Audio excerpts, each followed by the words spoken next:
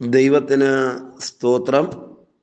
ഈ വിലയേറിയ പ്രഭാതത്തിൽ പ്രഭാത മന്നയിലേക്ക് ഏവർക്കും സ്വാഗതം. ഇന്ന് രാവിലെയും ദൈവവചനത്തിൽ നിന്ന് അനുഗ്രഹിക്കപ്പെട്ട ആലോചനകൾ പ്രാപിച്ച് ജയകരമായി മുന്നേറേണ്ടതിന് ദൈവാത്മാവ് നമ്മെ ബലപ്പെടുത്തട്ടെ. റോമാലേഖനം 4-ാം അധ്യായം 21-ാം വാക്യം വായിക്കുന്നു. റോമാലേഖനം 4:21. അവൻ വാഗ്ദത്തം ചെയ്തത് പ്രവർത്തിപ്പാനും ശക്തൻ എന്ന് പൂർണ്ണമായി ഉറച്ചു. പ്രിയരെ, ഈ വർഷത്തിൻ്റെ ഏറെക്കുറെ അവസാനത്തെ മാസങ്ങളിലേക്ക് നമ്മൾ എത്തിച്ചേർന്നിരിക്കുകയാണ്. നിശ്ചയമായിട്ടും ദൈവത്തിൻ്റെ വലിയ പ്രവൃത്തികൾ ഓരോ ദിവസങ്ങളിലും അനുഭവിക്കുവാൻ ദൈവമായ കർത്താവ് കൃപ നൽകി തരട്ടെ. അനേകം വാഗ്ദത്തങ്ങൾ നമ്മുടെ മുൻപിലുണ്ട്. രക്ഷിക്കപ്പെട്ടതിൻ്റെ അന്ന് മുതൽ നമ്മൾ കേൾക്കുകയും ദൈവത്തിൽ നിന്ന് പ്രാപിക്കുകയും ചെയ്ത അനേകം വാഗ്ദത്തങ്ങൾ നിറവേറാതെ നമ്മുടെ മുൻപിലുണ്ട്. ധാരാളം വാഗ്ദത്തങ്ങൾ നമ്മുടെ ജീവിതത്തിൽ നിറവേറി, എന്നാൽ ചില വാഗ്ദത്തങ്ങളെങ്കിലും ആഗ്രഹിച്ച് പ്രാർത്ഥിച്ചിട്ടും നിറവേറാതെ നമ്മുടെ മുൻപിൽ കിടപ്പുണ്ട്. അത് എത്ര വലുതാണെങ്കിലും നിശ്ചയമായിട്ടും നിവർത്തീകരണത്തിലേക്ക് വരുന്ന നാളുകൾ വിദൂരമല്ല എന്ന് ദൈവവചനം ഓർപ്പിക്കുകയാണ്. റോമാസഭയ്ക്ക് ലേഖനം എഴുതുമ്പോൾ അപ്പോസ്തലൻ പറയുന്നത്, വിശ്വാസികളുടെ പിതാവായ അബ്രഹാമിന്റെ ജീവിതത്തിൽ വാഗ്ദത്തങ്ങളുടെ പൂർത്തീകരണം നടന്ന അത്ഭുതകരമായ അനുഭവത്തെക്കുറിച്ചാണ്. 4:21 വായിക്കുമ്പോൾ എഴുതിയിരിക്കുന്നു, അവൻ വാഗ്ദത്തം ചെയ്തത്, ദൈവം വാഗ്ദത്തം ചെയ്തത് പ്രവർത്തിപ്പാനും ശക്തനെന്ന് പൂർണ്ണമായി ഉറച്ചു. നമ്മൾ തിരിച്ചറിയണം, ദൈവിക വാഗ്ദത്തങ്ങൾ നമ്മെ ആശ്വസിപ്പിക്കാൻ വേണ്ടി മാത്രം പറയുന്നതല്ല. ദൈവിക വാഗ്ദത്തങ്ങൾ കേൾക്കുമ്പോൾ അതിനകത്തൊരു ആശ്വാസമുണ്ട്, സത്യമാണ്. എന്നാൽ ആ വാഗ്ദത്തങ്ങൾ നിറവേറുക തന്നെ ചെയ്യും. ഏതെങ്കിലും കാര്യങ്ങൾ പറഞ്ഞ് പ്രലോഭിപ്പിച്ച് പറ്റിക്കുന്നവനല്ല ദൈവം. ആരോടെങ്കിലും ദൈവം ഒരു വാഗ്ദത്തം പറഞ്ഞാൽ അത് ചെയ്യുവാൻ ദൈവം സർവശക്തനാണെന്ന് ഇന്ന് രാവിലെ തിരിച്ചറിയണം. അങ്ങനെയാണെങ്കിൽ ദൈവശബ്ദം കേട്ടവരെ, വലിയ ദൈവപ്രവർത്തികൾക്ക് വേണ്ടി ഈ ദിവസങ്ങളിൽ നമുക്ക് ഒരുങ്ങാമോ? ഈ വാക്യം വായിക്കുമ്പോൾ അബ്രഹാമിന്റെ ചരിത്രമാണ് എടുത്തിവിടെ എഴുതിയിരിക്കുന്നത്. വാഗ്ദത്തം ചെയ്തത് പ്രവർത്തിപ്പാനും, അടുത്ത പദം ഭയങ്കരമാണ്, ശക്തൻ എന്ന് പൂർണ്ണമായി ഉറച്ചു. ഇന്ന് രാവിലെ നമ്മുടെ ഹൃദയത്തിനകത്ത് ഒരു ഉറപ്പ് വരട്ടെ. നമ്മളോട് ആലോചന പറഞ്ഞ കർത്താവ് എന്തും പ്രവർത്തിപ്പാൻ ശക്തനാണ്, ശക്തിയുള്ളവനാണെന്നുള്ള വിലയേറിയൊരു തിരിച്ചറിവ്. ഹല്ലേലൂയ. ഈ വാക്യത്തിനകത്ത് അതാണ് പറയുന്നത്. ആമേൻ. ഈ ഭക്തനായ മനുഷ്യന്റെ ഹൃദയത്തിനകത്ത് ഒരൽപ്പം പോലും സംശയമില്ലാത്ത പൂർണ്ണമായൊരു ഉറപ്പുണ്ടായിരുന്നു. വാഗ്ദത്തം ചെയ്ത കർത്താവ് പ്രവർത്തിപ്പാൻ ശക്തനെന്ന്. ആ പദം ഒരിക്കൽ കൂടെ ഞാൻ ആവർത്തിച്ചു പറഞ്ഞ് മുൻപിലോട്ട് പോകാം.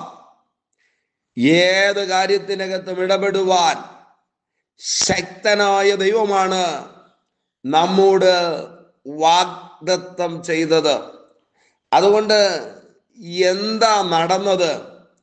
18 മുതൽ ഉള്ള വാക്യം നമ്മൾ വായിക്കുമ്പോൾ ആ 3 വാക്യങ്ങൾക്കകത്ത് 18, 19, 20 വാക്യങ്ങൾക്കകത്ത് രേഖപ്പെടുത്തിയിട്ടുണ്ട്. ദൈവം പ്രവർത്തിപ്പാൻ ശക്തനാണെന്ന്. ആമേൻ. ഉറച്ചതുകൊണ്ട് എന്താ സംഭവിച്ചത്? 18-ാം വാക്യത്തിനകത്ത് എഴുതിയിരിക്കുന്നു, നിന്റെ സന്തതി ഇവണ്ണമാകുമെന്ന് അരുളിയിരിക്കുന്നത് പോലെ താൻ ബഹുജാതികൾക്ക് പിതാവാകുമെന്ന് അവൻ ആശയ്ക്ക് വിരോധമായി ആശയോടെ വിശ്വസിച്ചു. പ്രിയരെ, സാഹചര്യങ്ങളൊന്നും അനുകൂലമല്ല, ചുറ്റുപാടുകളൊന്നും അനുകൂലമല്ല, സാധ്യത കണ്ടിട്ടല്ല വാഗ്ദത്വം നാം ഏറ്റെടുക്കേണ്ടത്. സാഹചര്യത്തെ നോക്കിയിട്ടല്ല ദൈവപ്രവൃത്തിക്ക് വേണ്ടി നാം കാത്തിരിക്കേണ്ടത്. ഇന്ന് പകൽ അങ്ങനെയാണെങ്കിൽ ചില ഭവനത്തിന്റെ സ്ഥിതികൾ മാറുന്ന, വാഗ്ദത്തം കേട്ട ചിലരുടെ അവസ്ഥകൾ മാറുന്ന, പ്രവർത്തിപ്പാൻ ദൈവം ശക്തനാണെന്ന് ഉറച്ച് നാളുകൾ കൊണ്ട് പ്രാർത്ഥിച്ചു കൊണ്ടിരിക്കുന്ന വിഷയങ്ങൾക്കകത്ത് വലിയ ദൈവപ്രവൃത്തി വെളിപ്പെടുന്ന പരിശുദ്ധാത്മാവിന്റെ പ്രഭാതമായി തീരട്ടെ. ആമേൻ. അവിടെ എഴുതിയിരിക്കുന്നത്, ആശയ്ക്ക് വിരോധമായി ആശയോടെ വിശ്വസിച്ചു. പ്രതീക്ഷിക്കുവാനൊന്നുമില്ല, സ്വപ്നം കാണുവാനൊന്നുമില്ല. ശരീരത്തിലേക്ക് നോക്കിയാൽ, ജീവിതത്തിലേക്ക് നോക്കിയാൽ, ചുറ്റുപാടുകളിലേക്ക് നോക്കിയാൽ, എന്തിന് ഇന്നലകളിലെ ചരിത്രങ്ങളിലേക്ക് നോക്കിയാൽ, മാനവകുലത്തിനകത്ത് ഒരാളുടെ ജീവിതത്തിൽ പോലും ഈ പ്രതീക്ഷിച്ചിരിക്കുന്നത് പോലെ ഒരു അത്ഭുതം സംഭവിച്ചിട്ടില്ല. എന്നിരുന്നാലും സാഹചര്യങ്ങളും സാധ്യതകളുമൊന്നും ഈ മനുഷ്യനെ തളർത്തിയില്ല. അവൻ ദൈവത്തിൽ വിശ്വസിക്കുവാനിടയായി തീർന്നു. ഡോക്ടർ എന്തോ പറയട്ടെ, സാഹചര്യങ്ങളും ചുറ്റുപാടുകളും എന്തോ വിധി എഴുതട്ടെ, ഇന്ന് രാവിലെ വാഗ്ദത്തം ചെയ്തവൻ വിശ്വസ്തനാണെന്ന് പൂർണ്ണമായി ഉറയ്ക്കാമോ? ദൈവപ്രവൃത്തി അരികിലുണ്ട്. ബൈബിൾ അടുത്ത വാക്യം പറയുന്നു, അവൻ ഏകദേശം 100 വയസ്സുള്ളവനാകയാൽ തൻ്റെ ശരീരം നിർജീവമായി പോയതും സാറയുടെ ഗർഭപാത്രത്തിന്റെ നിർജീവത്വവും ഗ്രഹിച്ചിട്ടും വിശ്വാസത്തിൽ ക്ഷീണിച്ചില്ല. രണ്ടാമത്തെ കാര്യം അവിടെയാണ് എഴുതിയിരിക്കുന്നത്. ആമേൻ. വിശ്വാസത്തിൽ ക്ഷീണിച്ചില്ല. യാഥാർത്ഥ്യങ്ങൾ ഭയാനകമായ മുൻപിലുണ്ട്, നടക്കാൻ ഒരു സാധ്യതയുമില്ല. എന്നിട്ടും വിശ്വസിക്കുക തന്നെ ചെയ്തു. അഥവാ ഒരു തെല്ലുപോലും വിശ്വാസ ജീവിതത്തിൽ കുറവുണ്ടായില്ല. അപ്പോൾ ഒന്നാമത്തെ കാര്യം ഞാൻ പറഞ്ഞത് 18-ാം വാക്യത്തിനകത്താണ്. ആശയ്ക്ക് വിരോധമായി ആശയോടെ വിശ്വസിച്ചു. രണ്ടാമത്തെ കാര്യം 19-ാം വാക്യത്തിനകത്ത് എഴുതിയിരിക്കുന്നു, അവൻ വിശ്വാസത്തിൽ ക്ഷീണിച്ചില്ല. അടുത്ത പദം 20-ാം വാക്യത്തിനകത്തുണ്ട്, ദൈവത്തിന്റെ വാഗ്ദത്തത്തിങ്കൽ അവിശ്വാസത്താൽ സംശയിക്കാതെ വിശ്വാസത്തിൽ ശക്തിപ്പെട്ടു, ദൈവത്തിനു മഹത്വം കൊടുത്തു. ആ 20-ാം വാക്യത്തിനകത്ത് 2 കാര്യങ്ങൾ എഴുതിയിരിക്കുകയാണ്. വാഗ്ദത്ത നിവർത്തീകരണം നടക്കുന്നതിന് മുൻപ് വിശ്വാസത്തിൽ ശക്തിപ്പെട്ടു. ആമേൻ.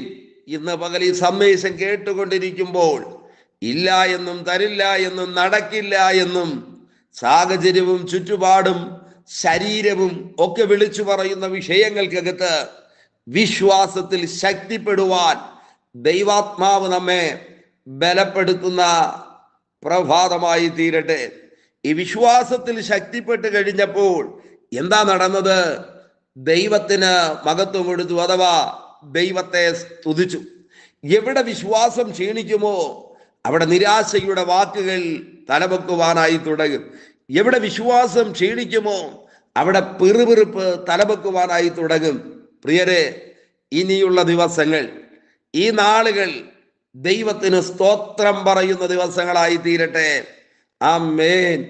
വാഗ്ദത്വം നിവർത്തിയാകേണ്ടതിന്, വാഗ്ദത്തങ്ങളുടെ പൂർത്തീകരണത്തിന് തൊട്ടു മുൻപ് നടന്ന 3 കാര്യങ്ങളാണ് വിശ്വാസവുമായി ബന്ധപ്പെട്ട് ഈ രാവിലെ ഞാൻ പറഞ്ഞത്. ആശയ്ക്ക് വിരോധമായി ആശയോടെ വിശ്വസിച്ചു. രണ്ടാമത്തെ കാര്യം എഴുതിയിരിക്കുന്നത്, എല്ലാം പ്രതികൂലമായിരുന്നിട്ടും ആമേൻ സകലവും അറിഞ്ഞിട്ടും വിശ്വാസത്തിൽ ക്ഷീണിച്ചില്ല. മൂന്നാമത്തെ കാര്യം, വിശ്വാസത്തിൽ ശക്തിപ്പെട്ട് ദൈവത്തെ സ്തുതിക്കാനായി തുടങ്ങി. അവന്റെ മുൻപിൽ പ്രതികൂലങ്ങൾ പതുക്കെ പതുക്കെ മാറാനായി തുടങ്ങി.